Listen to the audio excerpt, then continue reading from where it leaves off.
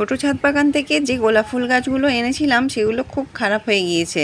সেইগুলোকে করে নিয়েছি একটু পরিচর্যা, আর করে নিয়েছি ছাদ বাগানটা একটুখানি পরিষ্কার, আর দেখিয়েছি এই ভিডিওতে যে ক্যাপসিকামগুলো কীরকম হয়েছে আর কত পরিমাণে হয়েছে। আর আরও একটা জিনিস দেখিয়েছি যে আমার ছাদ বাগানের একটা নতুন সবজি গাছ হয়েছে। তো খুবই গুরুত্বপূর্ণ সবজি, আমাদের ডেলি ইউজ হয় রান্নাঘরে। তো কি সেটাও দেখিয়েছি এই ভিডিওতে। অনুরোধ রইল ভিডিওটি সম্পূর্ণ দেখার, আর তারপর যদি ভিডিওটি ভালো লাগে তাহলে একটা লাইক করবেন, আর কমেন্ট করবেন, শেয়ার করবেন। আর যদি নতুন বন্ধু হয়ে থাকেন তাহলে চ্যানেলটি সাবস্ক্রাইব করে পাশে থাকবার জন্য অনুরোধ রইল।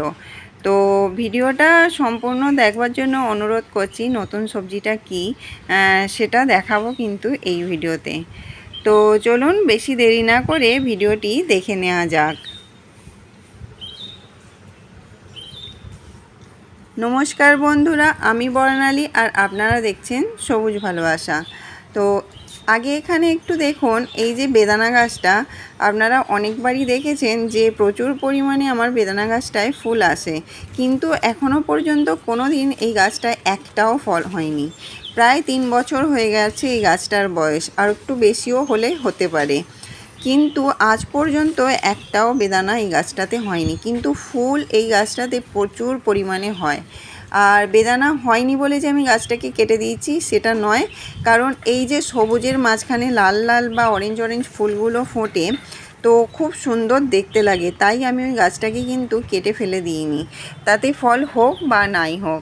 আর এখানে দেখুন আর একটা নতুন সবজি আমার ছাদ বাগানে হতে চলেছে। এটা সম্ভবত ঝিঙের গাছ। তো ঝিঙের মতনই হলুদ হলুদ ফুল ফুটছে, আর ঝিঙের মতনই দেখতে লাগছে। তো এখানে দুটো মোটামুটি দেখতে পাচ্ছি এখন চোখে পড়েছে। আর এখানে একটা নতুন কুমড়ো ধরেছে, জানি না এগুলো হবে কি না সব, তবে যদি হয় নিশ্চয়ই আপনারা দেখতে পাবেন। তো আশা করছি দেখে মনে হচ্ছে হবে। আর এখানে দেখুন নোনা ফলের গাছটাতে প্রচুর পরিমাণে কিন্তু ফুল ফুটছে, কিন্তু ফুলগুলো ঝরে পড়ে যাচ্ছে, বুঝতে পারছি না কেন। যাই হোক, এখন হচ্ছে না তো পরে নিশ্চয়ই হবে। আর নোনা গাছটা কিন্তু বীজ থেকে তৈরি। আর দত্তপ্রিয়া গাছটা দেখুন কত প্রচুর পরিমাণে স্টিক এসেছে, আর প্রতি স্টিকগুলোতে কিন্তু ফুলে ফুলে ভরে রয়েছে। আর এখানে দেখুন একটা ঢ্যাঁড়সের বীজ রেখেছিলাম, ঢ্যাঁড়সটা বেশ বড় হয়েছিল, তো কিসে যেন একটু খেয়ে নিয়েছে। যাই হোক, আর রজনীগন্ধাগুলো কিন্তু খুব সুন্দরভাবে বড় হয়ে গেছে, এবারে মনে হচ্ছে খুব তাড়াতাড়ি স্টিক চলে আসবে। আর এই গাঁদা গাছের ডালটা এত মোটা হয়েছে যে কি বলবো, এত প্রচুর পরিমাণে গাঁদা গাছের ডালটা কিন্তু মোটা হয়েছে, কিন্তু গাছটা অতটা বড় হয়নি। আর এখানে বেগুন গাছটাও একটু দেখাচ্ছি, কারণ প্রচুর পরিমাণে বেগুন ধরেছে, এখনও পর্যন্ত ফুলও আসছে। তো এই দিকগুলো একটু দেখিয়ে নিলাম হালকা করে। এবারে চলুন আসল কাজটা দেখে নিই।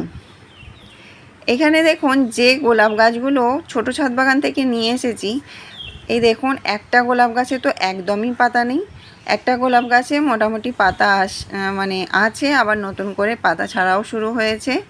আর অবস্থা কিন্তু তিনটেরই খুব একটা ভালো নয়। তো এই গাছগুলোকে একটু পরিচর্যা করব। প্রথমেই যেটা দেখলেন ওই গাছটাকে কিন্তু আমি পুরো রুটটা বার করে নিয়েছি। এই যে দেখুন পুরো রুটটা বার করে মাটি ছাড়িয়ে নিয়েছি। বিশেষ খাবার যত্ন কিছুই করব না, ডাল কাটাই ছাটাই কিচ্ছু করব না, শুধু এই রুটটাকে বসিয়ে দেব একটু নতুন মাটি দিয়ে। তৈরি করা মাটি যেটা আমার রয়েছে ওই মাটিটাতেই কিন্তু খাবার দাবার দেওয়া আছে, তো ওই মাটিটা দিয়েই এই গাছটা আপাতত বসাবো। আর তারপর যখন পাতা ছাড়া শুরু হবে বা গাছটা গ্রোথ নেওয়া শুরু করবে, বা একটু বেশি পরিমাণে গ্রোথ নিয়ে নেবার পর আমি গাছটাকে প্রুনিং করে দেব।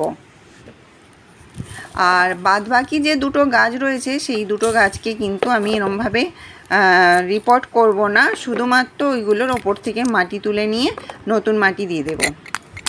আর এই টবটাতেই গাছটা ছিল, তো এই টবটা একটা 10 ইঞ্চির টব। তো আগে দেখুন টবটাকে ভালো করে পরিষ্কার করে নিয়ে আর দিয়ে নিচ্ছি নিচে কিছুটা খোলামকুচি। তো ভালো করে ড্রেনেজ সিস্টেমটা করে নেবার পর আমি এখানে আর অন্য কিছু ছোবড়া টোবড়া দিইনি।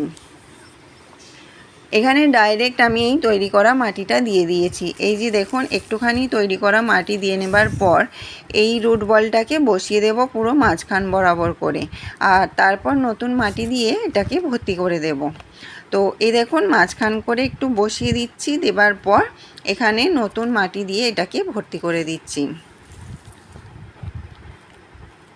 আমি কিন্তু এই গাছটার কোনো রকম এখন কাটাই ছাটাই কিচ্ছু করব না, শুধুমাত্র এই যে গোড়ার মাটিগুলো হালকা করে ঝরিয়ে দিয়ে আর নতুন মাটি দিয়ে বসিয়ে রাখবো। তারপর যখন পাতা ছাড়বে বা একটু গ্রোথ নেবে তারপর এগুলোকে কাটিং করব। আর এখানেও দেখুন অন্যটাতে কি করেছি, মাটি তুলে নিয়েছি, নেবার পর নতুন মাটি দিয়ে এটাকে বসিয়ে দেব। আর এটাকেও একই করব। আর এটা করতে গিয়ে দেখলাম এই গাছটাতে একটা অ্যাডেনিয়ামের চারা হয়েছে। আসলে আমার একটা বন্ধু বেশ কয়েকটা দানা দিয়েছিল, আর সেই দানাগুলো কতদিন থেকে খুঁজছিলাম কিন্তু খুঁজে পাচ্ছিলাম না, কখন হয়তো এর মধ্যে দিয়ে দিয়েছিলাম। তো সেখান থেকেই দেখুন একটা দানা থেকে মনে হয় চারা বেরিয়েছে। তো এই চারাটাকেও আমি একটা পাত্রে বসিয়ে নেব, ছোট পাত্রে বসিয়ে দেব। দেবার পর এই মাটিটাকে তুলে এখানে নতুন মাটি দিয়ে দেব। এই যে দেখুন কত সুন্দর চারাটা হয়েছে, খুব সুন্দর কিন্তু অ্যাডেনিয়ামের চারাটা হয়েছে। তো এখানে দেখুন আমি এবারে কিন্তু এইটাকেও তুলে নিয়েছি, নিয়ে ওটাকে বসিয়ে দিয়েছি, আর ওটাতেও মাটি দিয়ে দিয়েছি, আর এটাতেও মাটি দিয়ে নেব। এবারে চলুন দেখে নিই ক্যাপসিকাম গাছগুলোর কি অবস্থা। তো ক্যাপসিকাম গাছগুলোতেও আমি একটু মাটি মানে গোড়াটা পরিষ্কার করে মাটিটা খুশকে দিয়ে নতুন মাটি বেশ কিছুটা পরিমাণ দিয়ে নিয়েছি। নেবার পরেতে আমি ভিডিওটা শ্যুট করেছি। এখানে দেখুন প্রচুর পরিমাণে কিন্তু ক্যাপসিকাম ধরেছে। আর যতটা সম্ভব গরম পড়ে গেছে বলে হয়তো ক্যাপসিকামগুলো ছোট হয়েছে, আর নয়তো অনেকগুলো হয়েছে বলে হয়েছে, খাবারের হয়তো অভাব ছিল তার জন্যও হতে পারে।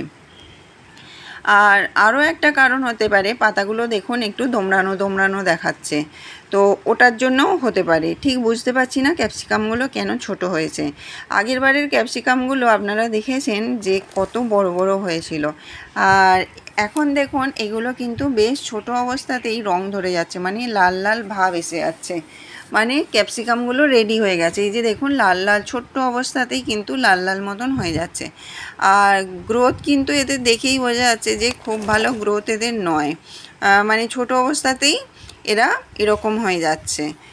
আর এখানে দেখুন বলছিলাম না আমার ছাদ বাগানে একটা নতুন সবজি প্রথম হচ্ছে। তো এটা হচ্ছে আদার গাছ। আমি এখানে এই আটার প্যাকেটটায় মাটি দিয়ে আদার কয়েকটা গাঁট পুঁতে রেখেছিলাম। তো দেখুন বেশ কিছুদিন হয়ে গেল, প্রায় 1 মাসের কাছাকাছি হবে, 1 মাস হয়তো হবে না। তো এখানে দেখুন কি সুন্দর 4খানা আদার চারা বেরিয়েছে। তো এটা দেখে আমি খুব খুশি। আর যে কাজটা করে নিয়েছি ছাদ বাগানে সেটা হচ্ছে এই যে প্রচুর পরিমাণে ছাদ বাগানে আগাছা হয়েছে না, ঘাস হয়েছে, তো এই পাতাবাহার বাগান থেকে শুরু করলাম, মানে বাদিক থেকে শুরু করলাম পরিষ্কার করা। তো সমস্ত এখানে যত টব দেখছেন এগুলো সব আমি সরিয়ে টেনে বার করে সব সরিয়ে সমস্ত টবের ঘাস উবড়ে দিয়ে আগাছা ফেলে দিয়ে ওইখানগুলো ভালো করে পরিষ্কার করে ঝাঁট দিয়ে পরিষ্কার করে নিয়েছি, এবং জল দিয়ে ভালো করে ধুয়েও দিয়েছি। দেবার পর আবার ওগুলোকে ওখানে ভেতর দিক করে সরিয়ে রেখেছি। আর কত কটা গাছ থেকে কত প্রচুর পরিমাণে ঘাস বেরিয়েছে দেখুন, এই দেখুন কত প্রচুর পরিমাণে আগাছা ঘাস পাতা সব বেরিয়েছে, প্রচুর পরিমাণে ঘাস পাতা বেরিয়েছে। তো এখন এখান থেকে শুরু করলাম, এবার আস্তে আস্তে পুরো ছাদ বাগানটাকেই এরমভাবে অল্প অল্প করে পরিষ্কার করে নেব। আর এইগুলো এই বস্তাটায় ভরে রাখবো।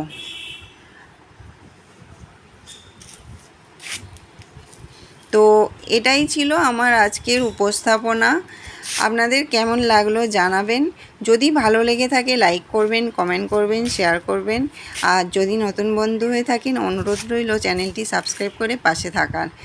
তো আপনারা সবাই খুব ভালো থাকবেন, সবুজের সঙ্গে থাকবেন, সবুজকে ভালোবাসবেন, এটাই হলো প্রধান উদ্দেশ্য। তো আজ এই পর্যন্তই, কথা হবে আবার পরবর্তী ভিডিওতে। আর ততক্ষণের জন্য টাটা।